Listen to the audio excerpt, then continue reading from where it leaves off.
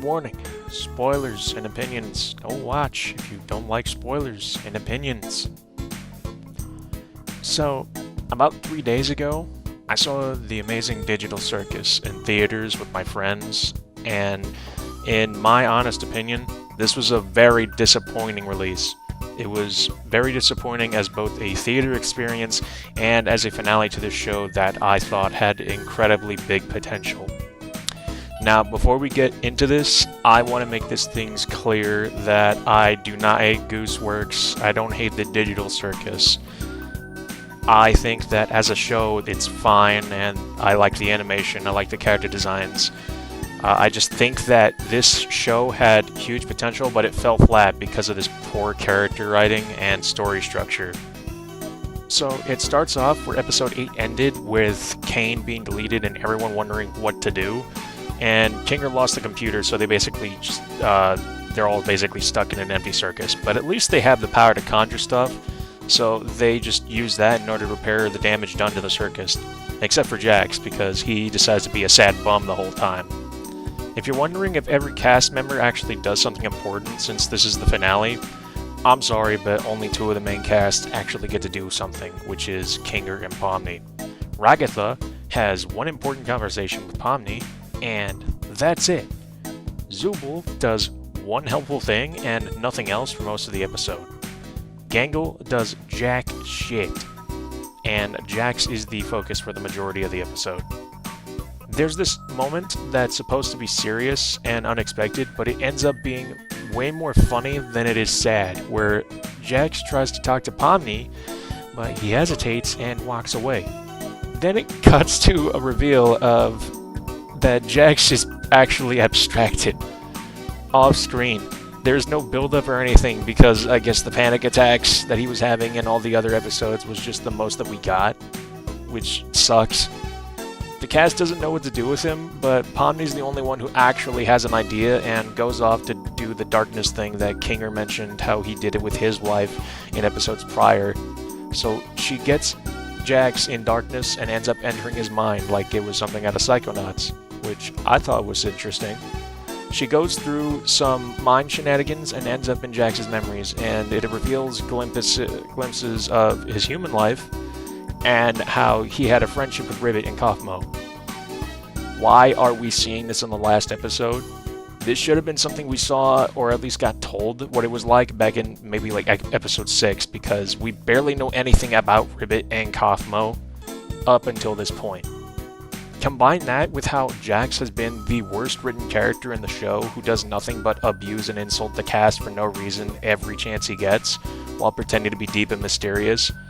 That is not how you write a lovable asshole character. This is not how you do it. We're shown how Jax opened up to Rivet and vice versa about how he had no active father figure and his mother verbally abused him until one day he might have accidentally killed her and he ran away. He starts thinking that it was a huge mistake to open up to Rivet and that it was the dumbest thing ever, and does the dumbest thing ever. And he pushes Rivet away despite the fact that she's obviously into him and trusts him with her past. What a moron. Things get worse until Rivet eventually abstracts, and Jax either knows that it's his fault and he doesn't learn from his mistakes anyway, or he's a genuine moron because he just didn't set him straight. Even when Kaufmo tried to be the one he could trust the most, he ends up pushing him away too for no reason. And you know what happens to him back in episode 1? After the Psychonauts segment, the rest of the cast saves Pomni and come up with a plan to keep Jax all mellowed out by putting him in a giant big tent where he's covered in darkness all the time. And the funny thing is, Jax never gets to turn back to normal.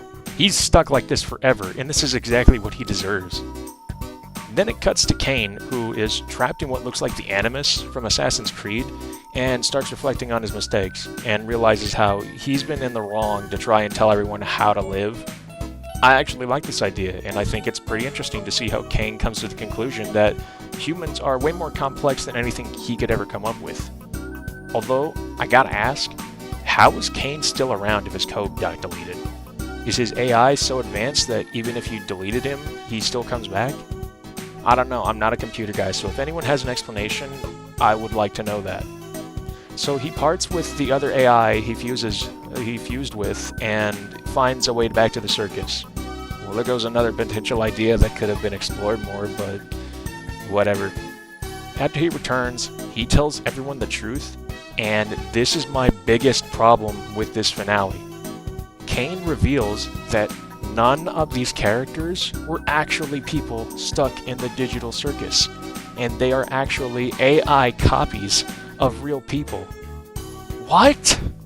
That's right! It turns out these people were based off of random people's social media accounts that Kane looked up on the internet, and they're AI copies like something out of Cyberpunk. So then, what was the main point of their entire motivation of wanting to leave the circus in the first place?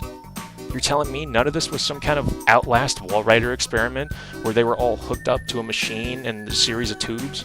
This wasn't some kind of Matrix thing? What was the point? Why did you introduce the idea of CNA as a big lore drop, and even reveal that Kinger was on the dev team for Kane's programming, only to reveal that none of this mattered? Also, how is Kane even functioning the way he is? Is he being monitored by CNA? Is his program working in an abandoned facility? How is he just allowed to do anything without interference from the outside world? And what's worse is after the reveal, they all just hang out in the circus and go on adventures at their own pace, and then it ends. That's it? That's the end to the biggest indie show on the internet? This was just character drama and lore retcons. This is what I meant earlier when I meant that I have issues with the story structure, because you know Freytag's pyramid, and how there's rising action, climax, falling action, and then the resolution where all the loose ends are tied up? Well, there's none of that. I guess the climax was just the Psychonauts Jax plot, while the falling action was Kane's self-reflection, and the resolution is the big retcon at the end. Are you kidding me? This is the worst plot twist I've ever seen in a while. I thought I was done with bad endings after The Boys ended 2-3 weeks ago? The worst part is, everyone is just fine with this. None of this comes as a shock to the cast. Do you know how devastating this would be if my entire motivation was that I wanted to escape a place that I hated so that I could go back to living my normal life? And then you tell me, oh yeah, you're not actually real, there's no way to leave, and you're an AI copy of someone who's living a completely normal and better life than you? I would be pissed. I would have kicked Kane's ass then and there. I went through all of that torture he's caused, all along with the fact that everyone who abstracted before Jax all pretty much died in vain. This meant nothing. Now, imagine if in The Matrix, Neo wasn't real. He was just a copy of Keanu Reeves in the real life, and there was no way for him to actually escape the Matrix. He never escaped. And Keanu Reeves just lives in the normal world, living, regular life and everything, and none of this stuff that Neo goes through matter. That would be really stupid. Don't you think that would be stupid? Because I do. I also find it ridiculous that all the cast are just fine with letting Kane hang around. I figured Pomni and even Kinger would be willing to forgive him because they're the main cast that are the most optimistic and everything. But Gangle, and especially Zubul, forgiving him at all just doesn't make sense to me. Imagine if in I Have No Mouth and I Must Scream, Am tells everyone, yeah, I'm sorry for all the trouble I gave you guys. You can do whatever you want now, and live how you want to live. But you also can't go back to living your normal life and everything. But you can you guys at least forgive me and let me hang out with you guys, please? And then everyone just forgives him immediately. That would be stupid. Here's an idea that I think would have made an interesting plot point.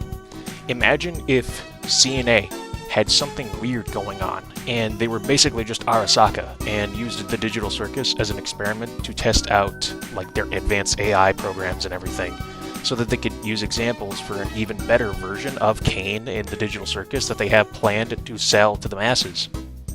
Imagine they use people to who either have dirt on them or disagree with their morally ambiguous business practices as guinea pigs for the machine, and they do the same to trespassers who end up in places they're not supposed to be.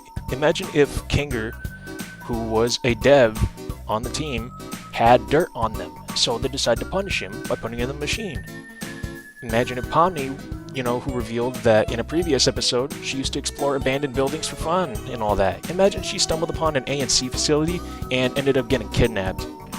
Or if it's like The Evil Within. You ever played The Evil Within? Imagine if it's like that, where CNA couldn't beat Kane in the outside world, so they needed people to go into the machine and beat him from the inside. And that would be interesting, and everything would be coming to full circle.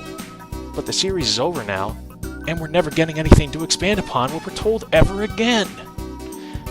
I had to binge watch 6 whole episodes for this finale. I watched the first 2 episodes when they both came out, and then I took a break from the show because I wasn't interested for, a couple years, until I was invited like 2 months in advance to see this finale in theaters. So I binge watched episodes 3 through 8, and now I feel like I wasted my time. Even then, I feel way more worse for the people who have been following this series for almost 3 years. Imagine you saw this series back in 2023, and you have been following it ever since. You got the merchandise, you follow all the social media. I don't know if they have a newsletter, but if they do, you probably follow that too. Then you see the finale will be in theaters, so you're eagerly excited to watch it because it's one of the once-in-a-lifetime experiences that you ever have, and then you watch it in theaters, you're all excited, you got your popcorn buckets and all that, you got your merchandise and everything, and it's just a big disappointment. Wow! I'm not sure if this was disappointing on purpose by Gooseworks or not, but I have a theory that it might have, because the fan base was giving Gooseworks shit for years, and this caused the series to get a rushed ending so that Gooseworks doesn't have to deal with these people anymore. That would be understandable to a degree, because sometimes the most inseparable people cling to a series that's not that bad, like a magnet. But come on, this is a multi-million-dollar franchise and you're gonna end it like this? I tell you what, this was a very bad taste in my mouth, because this is just nothing more than a waste of time, full of character drama, lore retcons, and no payoffs. So I'll tell you this, if you wanted to find a better show that has better characters, better writing, better jokes, solid animation, and everything that's more indie than all the other shows that are out right now, go watch Monkey Wrench. Anyways, that's all I gotta say about it. I don't know how to say anything else. Bye.